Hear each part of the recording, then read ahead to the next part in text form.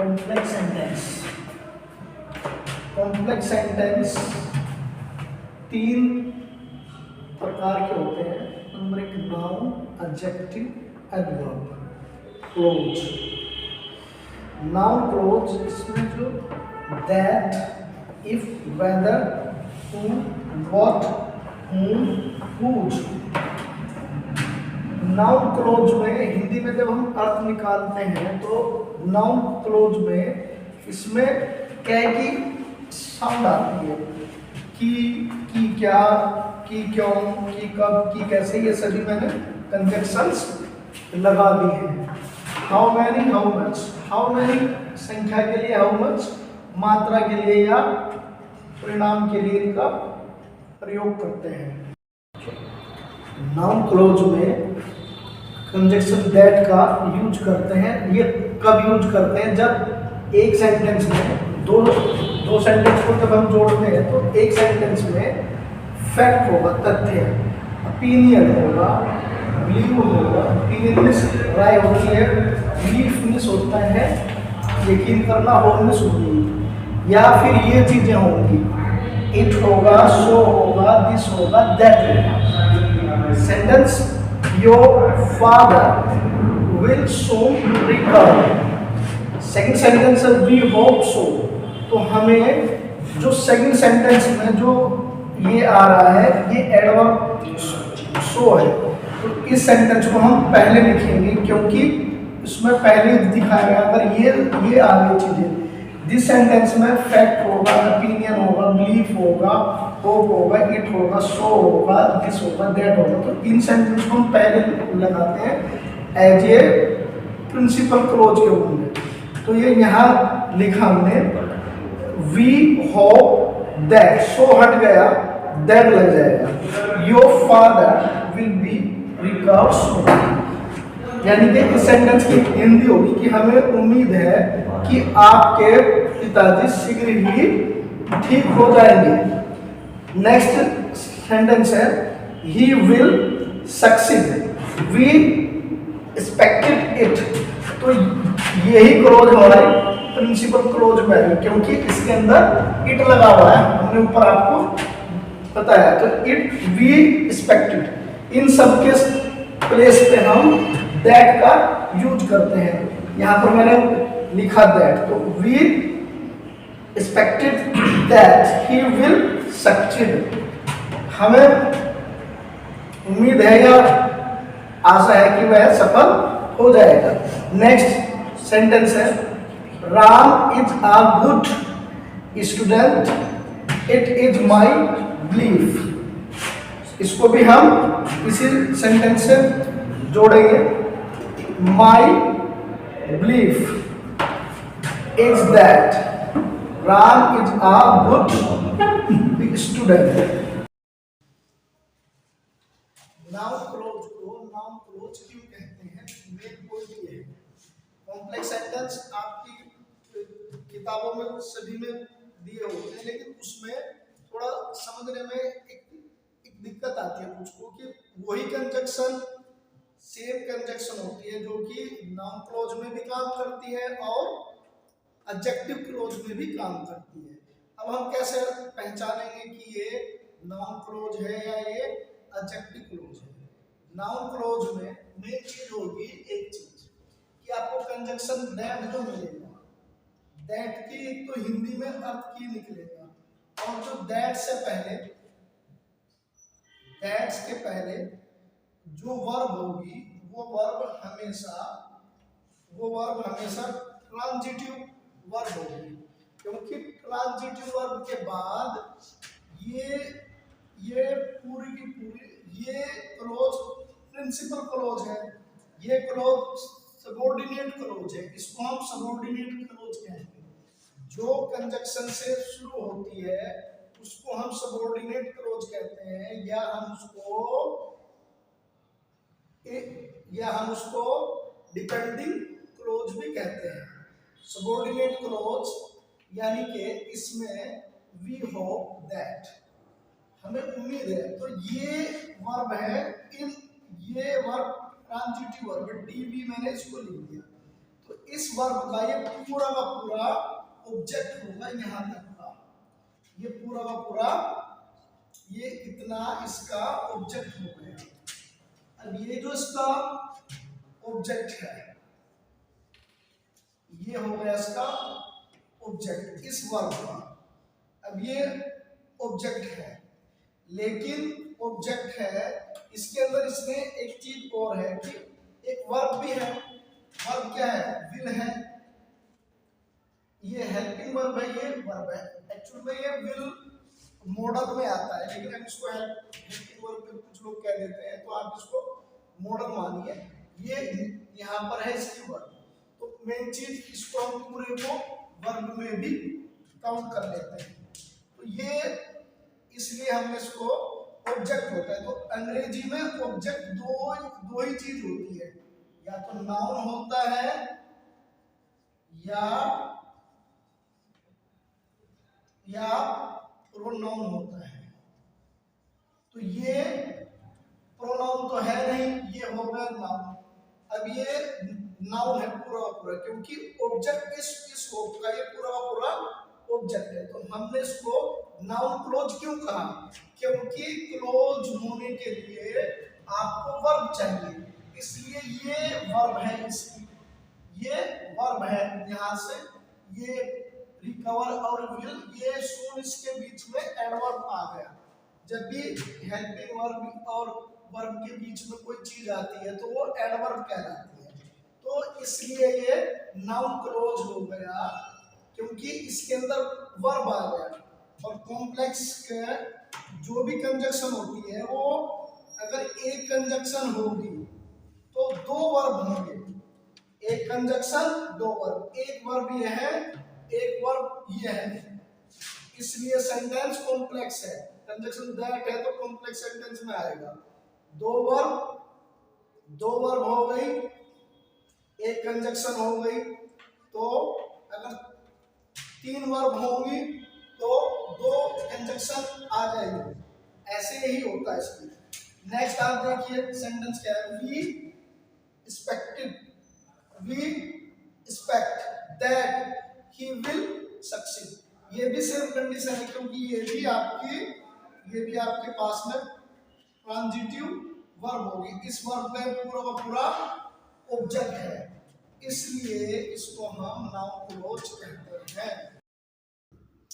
Next part noun close के बाद आता है एडजेक्टिव क्लोज। इसमें इसका correct pronunciation, mind the pronunciation, D silent है, हम इसको एडजेक्टिव पढ़ते हैं। Adjective close, who, whom, whose।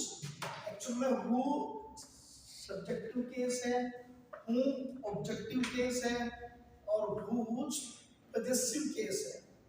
इसका मतलब इनमें एडजेक्टिव क्लोज में हिंदी में जय की साउंड आती है। आपको जय का अर्थ निकलेगा हिंदी में, आप निकाल लीजिए। अगर हिंदी, क्योंकि हम ज़्यादातर हिंदी मीडियम के ही करते हैं, इनको बच्चे कॉम्पिटिशन में वही ज़्यादातर आते हैं, तो इसलिए इसमें अब देखिए विच जो है, विच जो या जिसने, व्हाट मीन्स होता है जो या जो कुछ। इसमें आप लिखा नहीं, मैंने लिख देता हूँ, जो या जिसने, ठीक है। व्हेन जब, वेयर जहां, व्हाई जिस कारण, हाउ जिस तरीके से। ये मैनर को शो करता है, ये आपके रीजन को शो करता है। सेंटेंस आप देखिए, Ram is good boy, a good boy होगा, इसमें आपका आ होगा था। Ram is a good boy, boy, he belongs to a good family। वह एक अच्छे परिवार से है, या एक अच्छे परिवार से संबंध रखता है।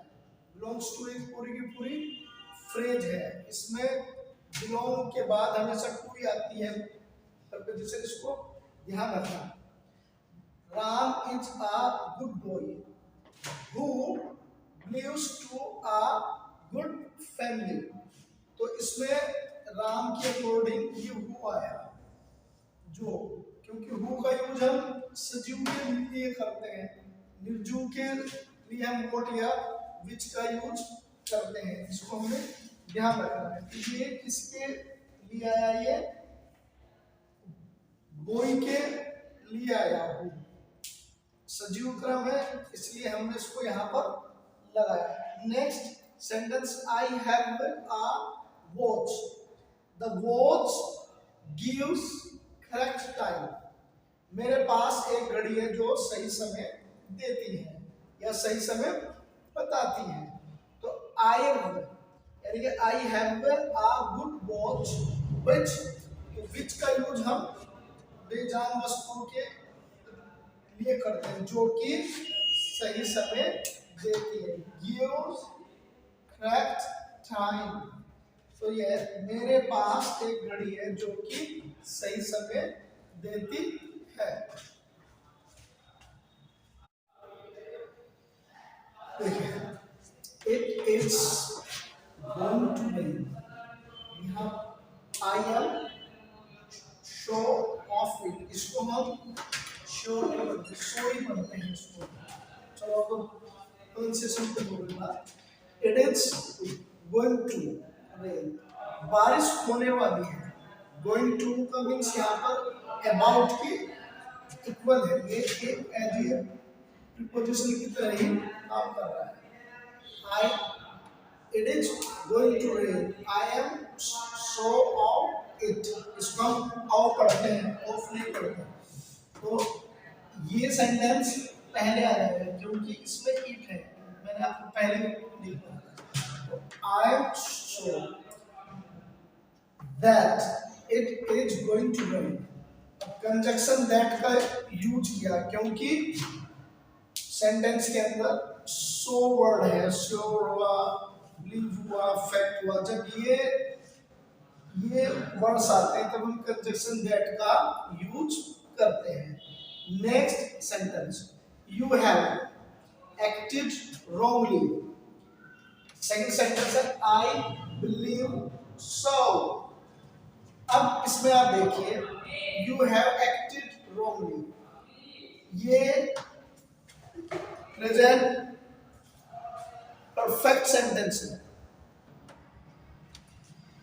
You have acted wrongly, wrongly एक एडवर्ब है जो एक्ट के बारे में बता रहा है, ये एडवर्ब ऑफ मैनर, ये इससे थोड़ी एक्स्ट्रा होने बाद।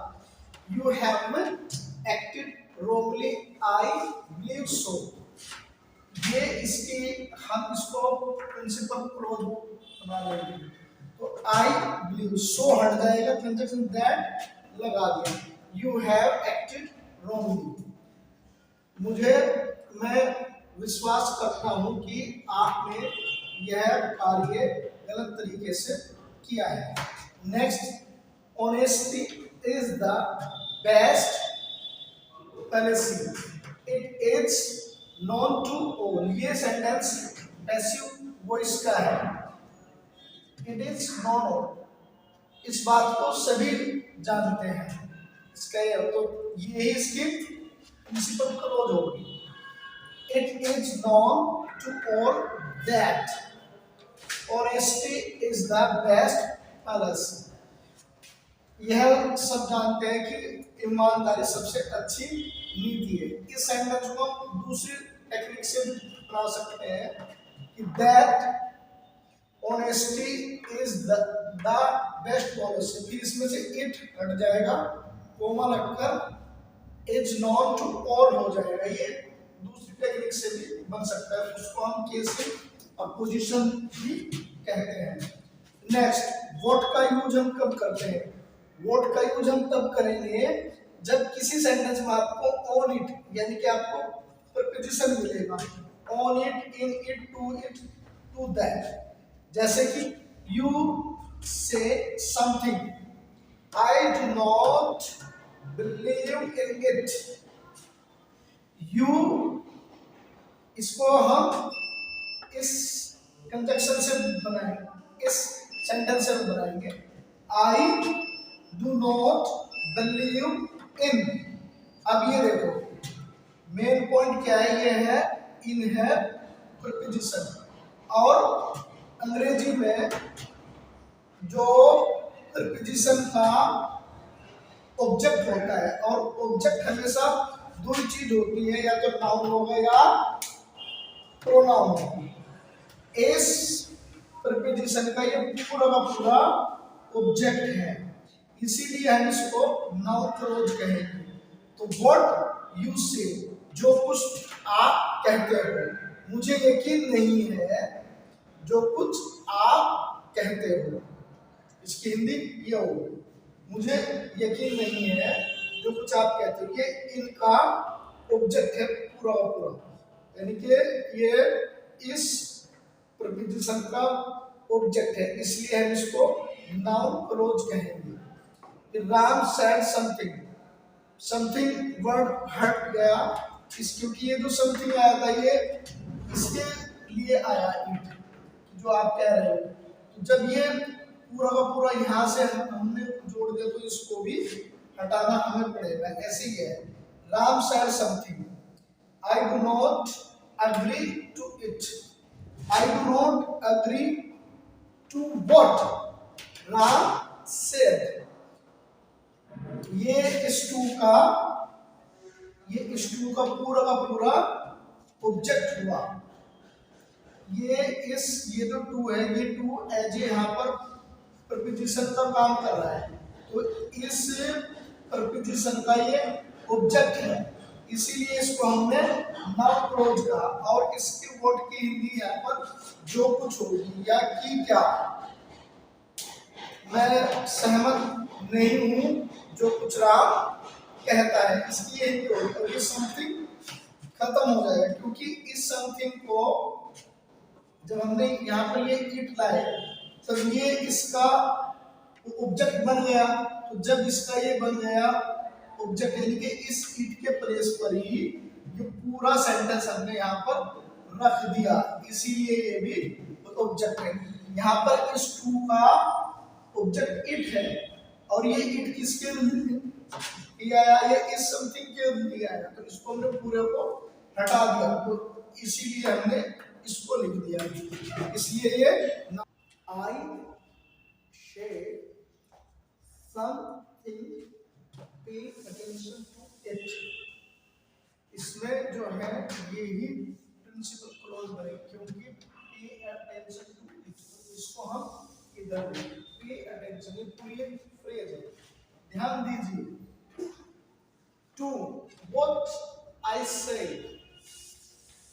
जो कुछ मैं कहता हूं उस पर ध्यान दीजिए, या ध्यान दीजिए जो कुछ मैं कहता हूं। I do not, I do not now, second sentence, will he come, will he come, इसमें ये इंटरोगेटिव सेंटेंस है, इसलिए कंजक्शन इफ या वेदर का यूज होगा इसमें। आप देखिए, no, I do not know if whether he will come, means मैं नहीं जानता कि वह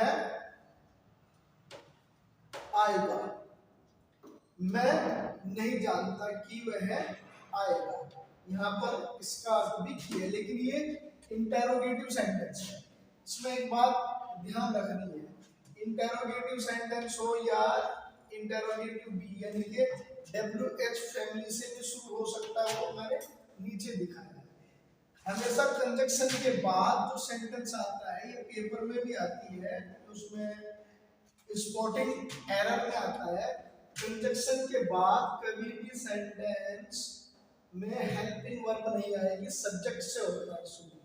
note this point, mind this point, इसका हमें ध्यान रखना, कोई भी कंजक्शन हो उसके बाद अफर्मेटिव सेंटेंस ही बनता है, तो ये कंजक्शन इफ है।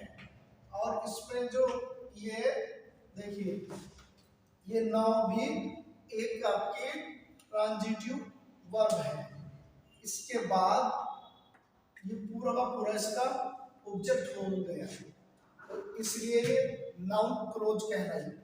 अब नेक्स्ट सेंटेंस है now, nobody knows it, where did he go, वह ही डिड गो, हम इसको वह पढ़ते हैं। क्यों पढ़ते हैं? क्योंकि अंग्रेजी में एक रूल है, डब्ल्यू एच जब भी एक साथ आता है तो एच नहीं पढ़ते, बस खाली हूं में पढ़ते हैं, क्योंकि वहां पर डब्ल्यू साइलेंट होता है, तो ये डब्ल्यू एच, तो हमने इसको वह पढ़ा क्योंकि आर से पहले जब भी कोई वोवल्स आएगा, ए आई ई ओ यू ये आते हैं, अगर ये आ गए तब आर की साउंड नहीं आती। ऐसा ब्रिटिश इंग्लिश में, अमेरिकन में ऐसा नहीं है।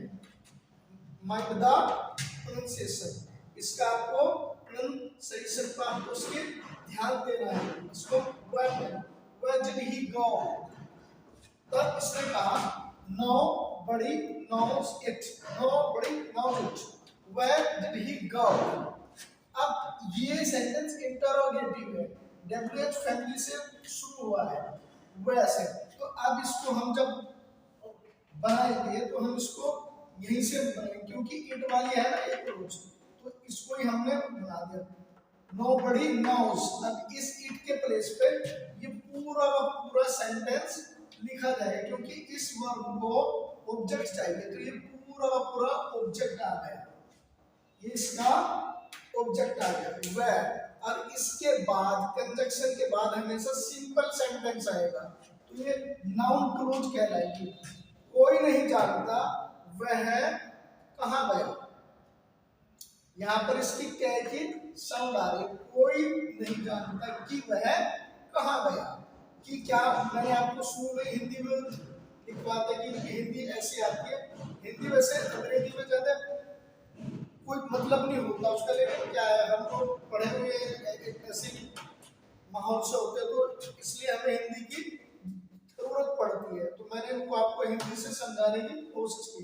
नेक्स्ट सेंटेंस है tell me what do you want, इसको वर्ड नहीं पढ़ते, यहाँ पर एक ही साउंड जो है ना वो की है, want, what do you want, tell me what you want, मुझे बताओ कि तुम क्या चाहते हो। आप इसको यहाँ पर की क्या भी लगा सकते हो और जो कुछ भी हिंदी में लगा सकते हो। मैं फिर कह रहा हूं कि हिंदी से इसका कोई मतलब नहीं, क्योंकि पेपर में हिंदी नहीं आती। अब आप देखिए नेक्स्ट पॉइंट, ये टेल मी है, ये वर्ब पूरी की पूरी ट्रांजिटिव है और ये इंपेरेटिव सेंटेंस है। इंपेरेटिव सेंटेंस में यू करता हमेशा छुपा हुआ होता है, यहाँ पर आप यू को समझ लीजिए, ये यू छुपा हुआ है, तो ये सेंटेंस क्या है, टेल मी व्हाट, ये इसका कुछ वर्ब डाई ऑब्जेक्ट लेती है, डाई मींस दो, तो टेल भी एक उसमें एक तो ये मी हो गया इसका इस वर्ब का ऑब्जेक्ट, और ये कि पूरा का पूरा हो गया यहाँ से लेकर यहाँ तक का, इसलिए कुछ वर्ब दो ऑब्जेक्ट लेती हैं, उनको हम डाई ऑब्जेक्ट वर्ब कहते हैं इसको, तो इसलिए ये मी भी इस टाइप का ही ऑब्जेक्ट है। और ये वर्ड यू वांट, इसलिए जब ऑब्जेक्ट और अंग्रेजी में मैंने आपको पहले भी बताया था दो ही चीज होती है, तो नाउन होता है या प्रोनाउन होता है, नाउन या प्रोनाउन। अब इसमें क्या है, क्योंकि ऑब्जेक्ट जब ये होगा तो ये इस वर्ब का है, ऊपर के सेंटेंस में ये ऑब्जेक्ट जो था इस प्रपोजिशन का था पूरा का पूरा, ये जो टू है, ये टू यहाँ पर प्रपोजिशन है। अंग्रेजी में ऑब्जेक्ट जो आते हैं वो सिर्फ दो ही चीज के होते हैं, एक तो ट्रांजिटिव वर्ब का और एक प्रपोजिशन का, और ऑब्जेक्ट दो चीज होती है, तो नाउन या प्रोनाउन, बस इतनी है। अंग्रेजी इसमें ज्यादा दिक्कत की बात नहीं है। मैं फिर से लिख दे रहा हूं, वर्ब, ये वर्ब है और ये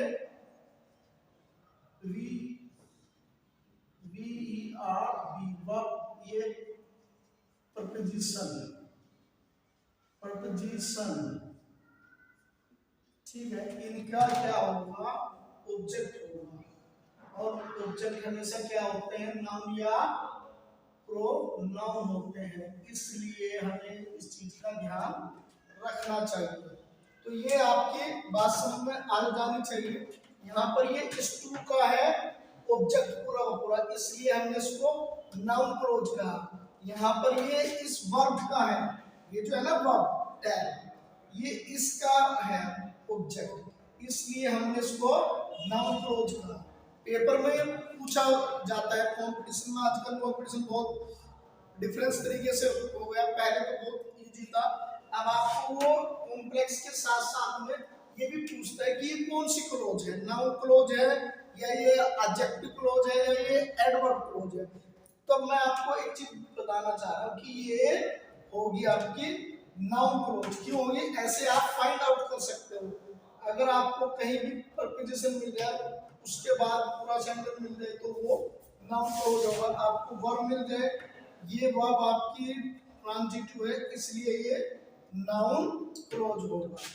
ये बहुत लोग इसके रिक्वायरमेंट कह रहे थे कि सर किताबों में ऐसे समझाया नहीं होता, तो मैंने आपको ये समझा दिया कि ये नाउन क्लोज क्यों है, क्योंकि वर्ब कौन सी वर्ब है, ये वर्ब होगी आपकी ट्रांजिटिव वर्ब, यानी कि टीवी।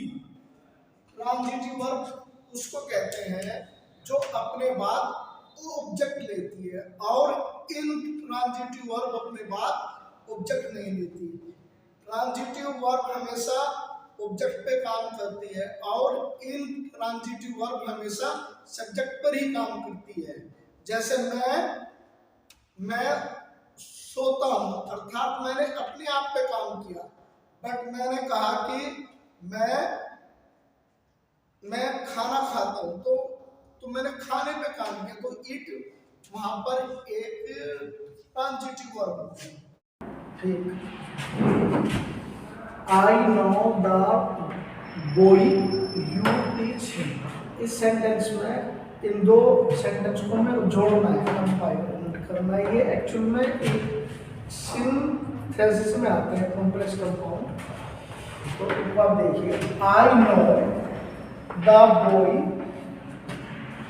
whom you teach। अब देखिए ये whom यहाँ पर एज एडजेक्टिव का काम करना है, क्योंकि ये इस लड़के के बारे में बता रहा है, और जो चीज नाउन या प्रोनाउन के बारे में बता रही है, नाउन या प्रोनाउन के बारे में बताए, उसको हम एडजेक्टिव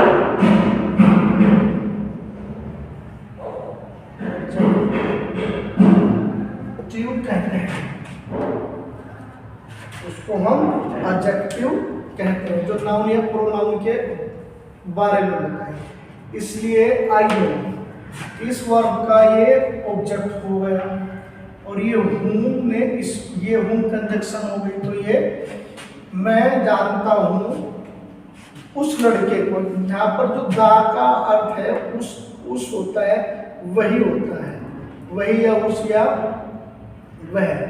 मैं उसी लड़के को जानता हूं जो हूं जिसे तुम पढ़ाते हो। This is the boy his mother died yesterday. This is the boy whose, यहाँ पर देखो ये जो हिज है ये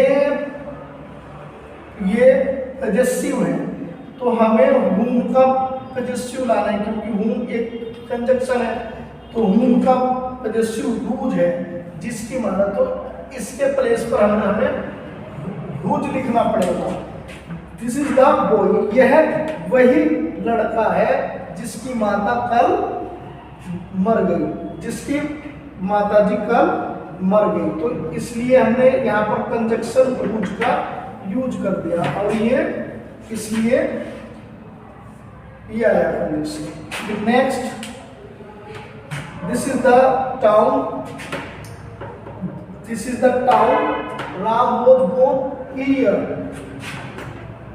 दिस इज द टाउन, अब ये टाउन के बारे में बताएगा। टाउन है प्लेस, तो प्लेस को जो कंजक्शन जोड़ती है वो होता है वेयर, तो ये एज ए एडजेक्टिव का काम कर रहा है, क्योंकि टाउन के बारे में बता रहा है। टाउन भी एक नाउन है, तो जो नाउन और नाउन के बारे में बताए वो एडजेक्टिव कह रहा था। राम वॉज बोर्न, अब यहाँ पर ये हेयर हट जाएगा, ये जो ही है ये हट जाएगा, क्योंकि इसके प्लेस पे जब हमने वेयर लगाया, जहां, यहाँ पर जहां या जिस जगह पर, यानी कि यह वही शहर है या कस्बा है जहां पर, टाउन को गांव भी कहते हैं या कस्बा भी बोलते हैं, यह वही कस्बा है जहां राम पैदा हुआ था। ये जो बोन है, बोन वोज बोन, ये एक्चुअल में ये इडियोमेटिक फ्रेज बन गई है, तो ये एक एक्स्ट्रा